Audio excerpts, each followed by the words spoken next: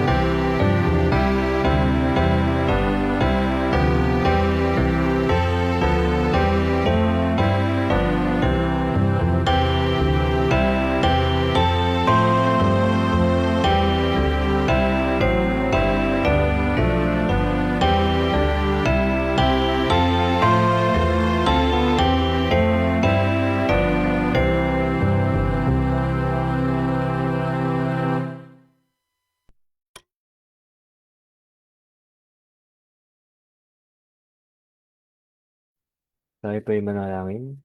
Panginoon Diyos, maraming salamat po sa mga ito na kami po yung ginising at kami po ay nagsipon-sipon na po makinig po ng mga salita. Naway ano po mahula sa amin at marami po kami natutunan sa umaga na ito.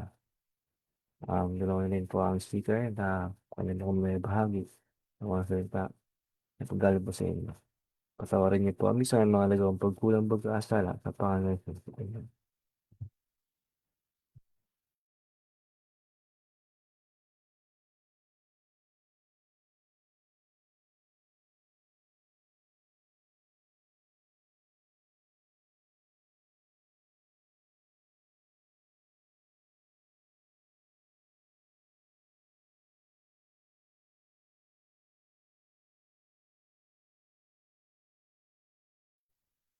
Ayan, so magandang umaga po sa ating lahat at tayo na po ngayon ay dadako na sa ating pag-aaral na may pabagat, The Sowing Time of Life. May 29 po sa book pa rin po ng The Faith I Live. Sabi po dito, wait lang po.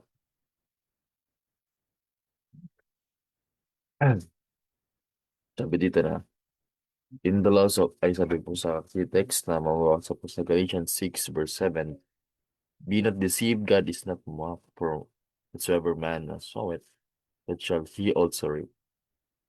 In the laws of God, nature effect follows cause with unerring certainty. The reaping will testify as to what the sowing has been. So, sabi dito na yung God's law, yung batas po ng Diyos sa nature, ay pinapakita po nito yung ah pinapakita po nito sa atin yung mga lahat po ng mga action na gawa natin ay may mga resulta. No? Tulad lamang po ng farmer, no? Ng pag-harvest ng kanyang mga pananim, no? Na mula pa lamang po sa binhi na kanyang tinanim ay ito ay magbubunga. So, ganoon din po sa ating mga choices and actions, no? Sa buhay, no? Kung ano rin po yung ating mga dinidesisyon sa buhay ay meron po itong mga resulta, no? Kapag tayo po ay gumawa, no? Kapag tayo daw po ay gumawa ng mabuti, kabutihan at ng mga faithful things, no?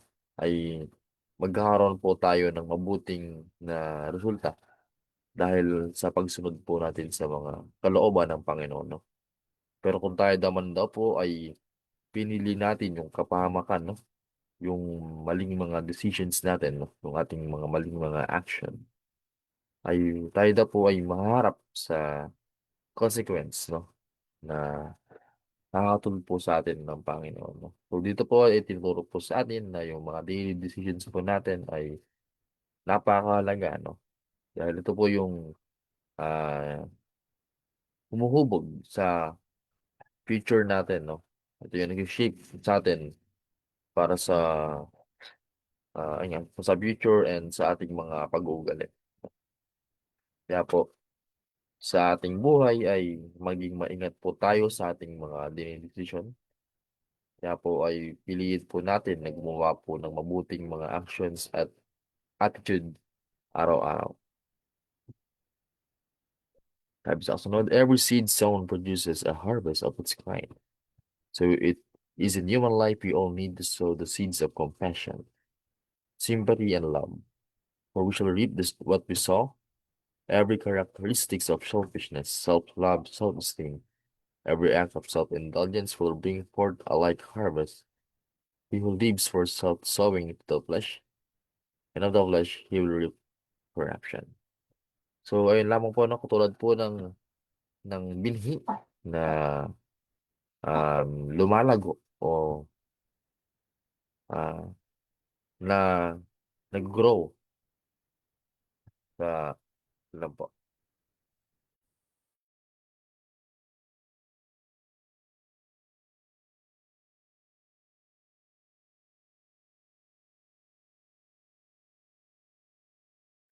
At ayun nga po, no, nakatulad nga po ng binhi na lumalago po sa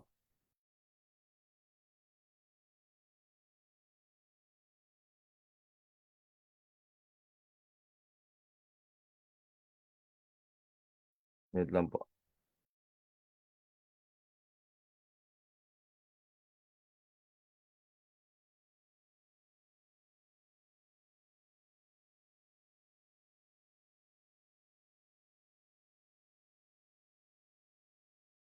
Yan, so,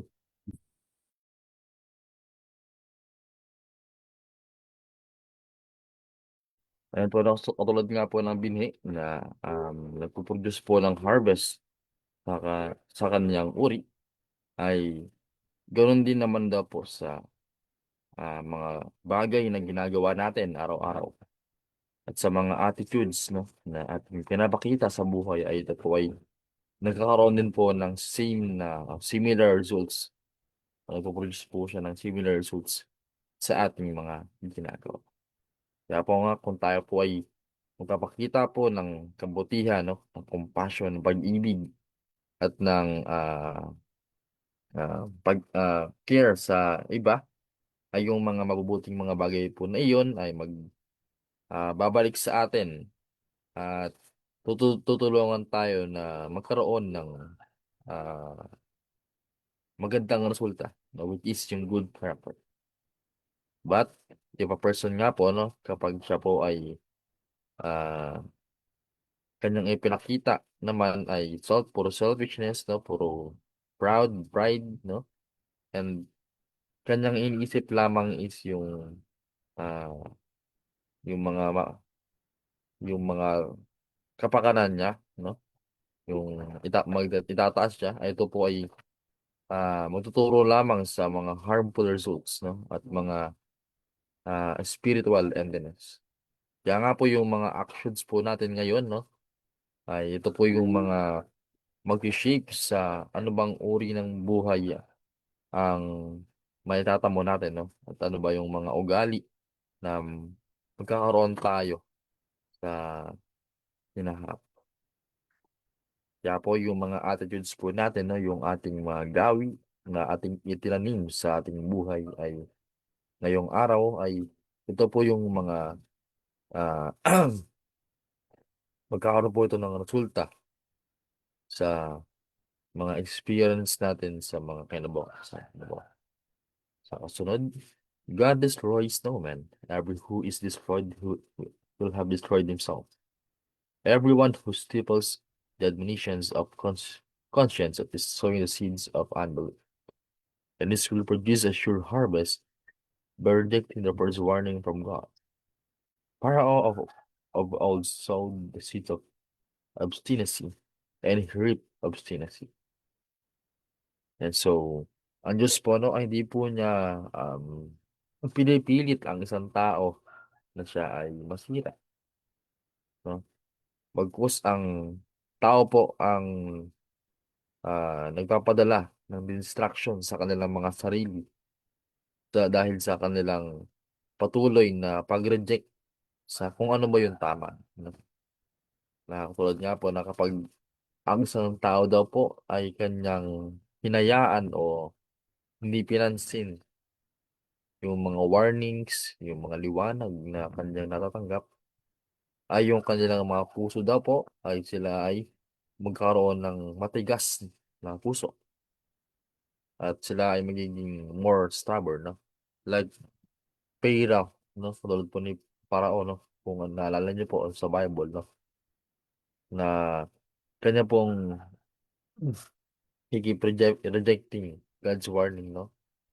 At kanya pong paulit-ulit na gumagawa po ng mga maling mga decision sa kanyang buhay, eh.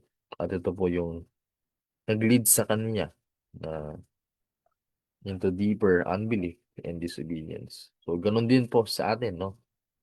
Sa, nagpapakita rin po ito sa atin sa mga decisions natin na kung tayo po ay paulit-ulit na gumagawa ng mga maling mga ideya, mga desisyon sa buhay, ay ito, ano, expect na natin na tayo ay magtatamo ng mga mapapangit na mga ugali, pag-uugali sa mga hinaharap. Kung ang ating mga decision ay puro na lang mga pagkakamali, no? Tulad nga po ng pag-ignore, no, sa mga warnings at sa mga liwanag ng mga natanggap natin mula sa ating Diyos, no? And kapag gano'n, yung ating mga puso din ay maninigas, no? At tayo ay maaaring mapalayo sa kung ano ba yung tama, no? Each actor in history stand in his lot and place. For God's great work of his own plan will be carried out by men who have prepared themselves to fill positions for good or evil. In opposition to righteousness, men become instruments of unrighteousness, but they are not forced to take this course of action. They need not become instruments of unrighteousness any more than Cain needed to. So, yung lahat daw po ng mga tao sa history, no, at ng mga tao ngayong in the present time, no, ay tayo pong lahat ay mayroong mga role sa buhay, no? Tayo po ay nagkaroon po ng mga decisions na nakakapag-apekto sa ating buhay at sa mga ibang mga tao. At sabi dito na yung gawain daw po ng Diyos ay magpapatuloy sa pamamagitan ng kanyang mga ginagamit ng mga instrumento o ng mga tao, no? Pero hindi po lahat po ng mga ginamit ng Panginoon ay sila ay maaring magstay sa kanilang ah, mabuti, no, na pag-uugali. Ay may iba naman sa kanila na tumatalikod din naman, no. Kaya nga po, bagamat ganon yung mga nangyayari, no, ay patuloy pa rin po ang Diyos sa paggamit ng mga tao para magpatuloy sa gawain. At ayun nga po, no, lahat naman po tayo ay may mga choices sa buhay, no? Whether we do good or sundin po yung mga evil na gawain. Kaya po, tayo po ay hindi po pinipilit na gumawa po ng masama, no? Ayun nga po, meron po tayong freedom to choose what is right. No, katulad nga po no, daw po ni Cain sa Biblia, no, na kanya pong pinili ang ang mga envy, yung mga inggit at kasalanan. At ganoon din po sa atin sa panahon po natin ngayon, no? Ay ganoon din, may mga tao na ganito ang mga decision sa kanilang buhay, no? Na nag-build sa kanilang mga ugali dahil sa pamamagitan ng kanilang mga ginagawa ng mga nakaraan ng mga past, no? At sa mga action nila at decisions na kanilang ginawa ng mga nakaraan. At ito yung mga nagresulta sa kanila ng mga masasamang mga harvest o mga resulta. Sa kasunod, men act out of their own free will, either in accordance with a character placed under the molding of God or a character placed under the harsh rule of Satan. And so, ang mga tao daw po ay meron po silang freedom, no? To choose kung ano ba yung pipiliin nila na buhay. At sabi dito na sila rin daw po ay inaalaw ng Diyos na kanilang sarili na i-shape o alam dito, ipulido yung kanilang mga pag-uugali sa pamamagitan po ng pagmamahal, ng kabutihan, at ng mga pananampalataya, no? Or baka naman itong mga taong din ito ay sila rin ay pumili ng mga masasamang mga bagay, no? Mga makasalanan ng mga ah, pagpili, no? Na nakakapag-impluwensya sa mga tao, no? Na magle-lead sa kanya ng mga distraction at siya ay mapapalapit kay Satanas. Kaya nga po yung lahat po ng mga decisions natin sa buhay ay ito po yung ah, magtuturo sa atin sa ano ba yung ah, ano ba yung resulta na ating madadatnan sa hinaharap. Pero ngayon, hindi po na po natin alam kung ano po yung resulta natin, pero tayo po ay maging maingat dahil ito po ay maging slowly molds the kind of person we become. Kaya po, tayo po ay gusto ng Diyos na pumili na bago po tayo magdesisyon ay tayo po ay piliin muna natin yung guidance ng Panginoon sa ating buhay at mag-reflect sa kanyang kabutihan at ang katotohanan.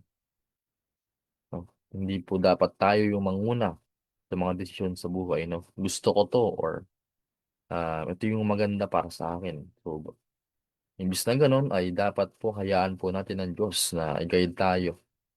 Hayaan natin yung kanyang plano na manguna para sa ikabubuti natin. No?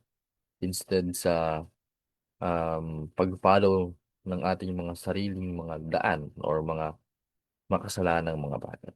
Every act, every word is a seed that will bear fruit. Every deed of thoughtful kindness, of obedience, of denial will reproduce itself in others, and through them instill others. So every act of envy, malice, or dissension is a seed that will spring up in a root of bitterness, whereby many shall be defiled.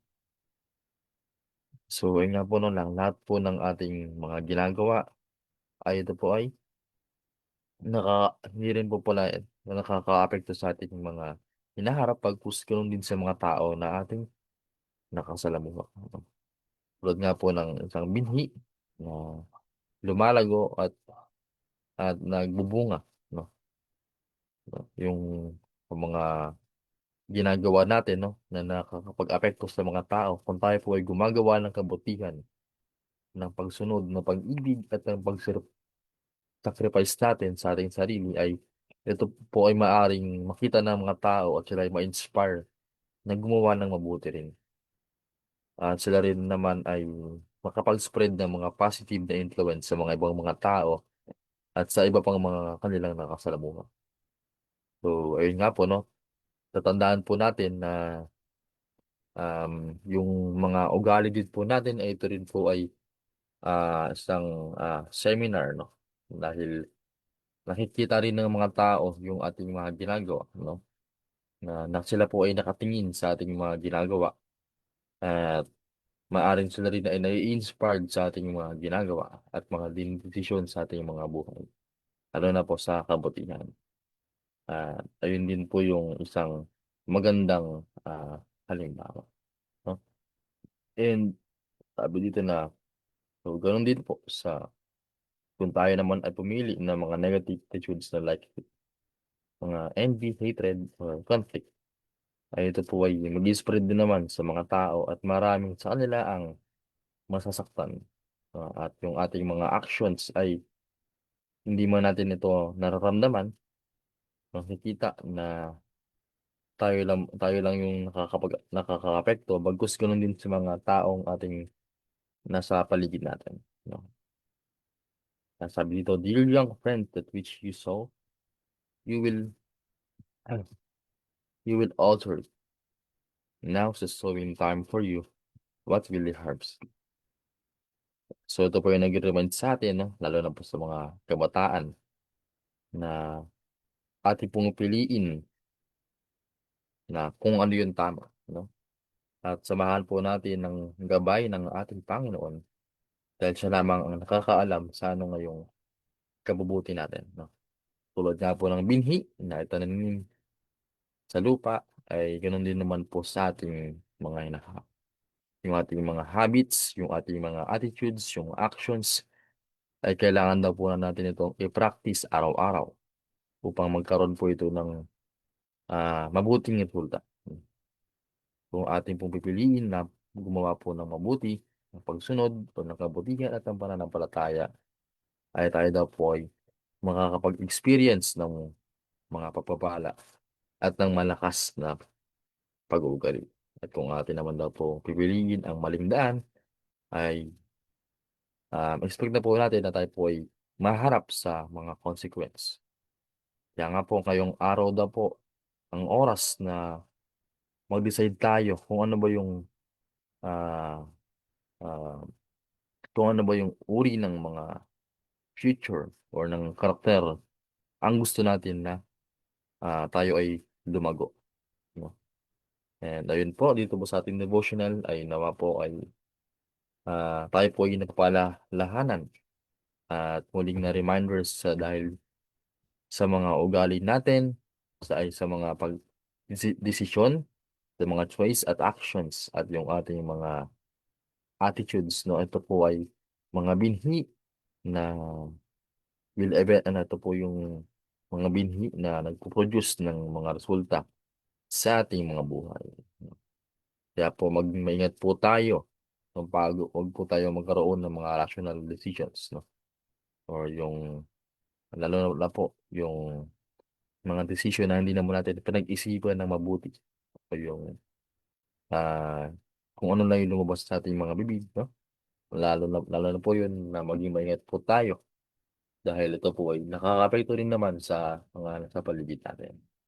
At tawa, ito po yung naging malinaw sa atin na wala ngayong araw ay pumili po tayo ng mga magandang decision upang ito rin naman ang magdadala ng kabutihan sa ating hinaharap at mag-shape ng ating mga pag-uugali at mag-reflect nawa ang ating sarili ay mag-reflect nawa ang ugali ng ating Panginoong Kristo sa ating mga araw-araw na buhay.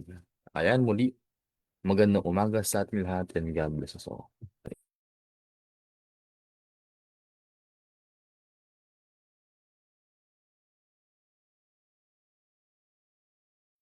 Yan, maraming salamat po, Brother Jefferson, sa napakagandang mensahe na iyong ibigay sa amin ngayong umaga. With that, tayo po ngayon ay dumako na sa ating closing song and closing prayer ng ating speaker.